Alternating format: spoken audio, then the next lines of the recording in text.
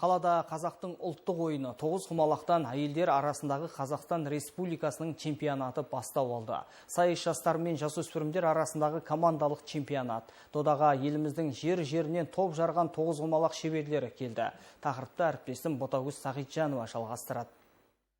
Аяна Исахан сайысқа Абай облысының намысын қорғап келіп отыр. Жеткіншекке спорттың бұл түрімен шұғылдануға әкесі ықпал еткен. Бүгінде ол бір қатар халықаралық ойындардың жеңімпазы атанған. Жас өрен бұл жолғы бәсекеден де жүлделі орындардан үмітті. Ең біріншіден әрине ол математика мен логиканы дамыту. Тек қана уже дамыған адамдар қатыспайды. Мысалы, сен әлі кішкентайсың, сен логикаң қатты дамымаған болса, тоғызқұмалаққа қатысқан соң логика қатты дамиды. Одан басқасы қолдың моторикасы дамиды.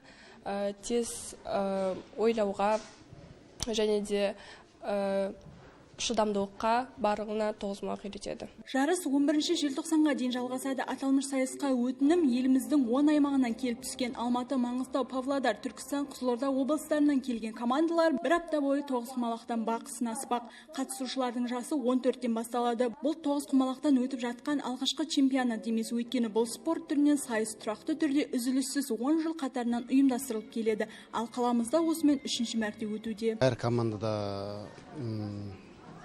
6 спортшыдан болады.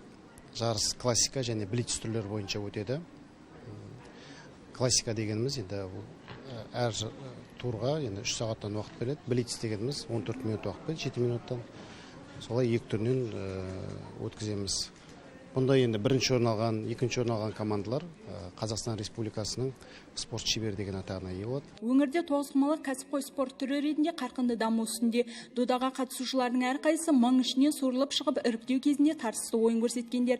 Чемпионаттың басты мақсаты ұлттық спорт түрін дамыту, жастар арасында тоғызқұмалақ ойынына деген қызығушылықты арттыру. Ботагөз Сағитжанова, Самат Қаликенов, Ақтөбе телеарнасы.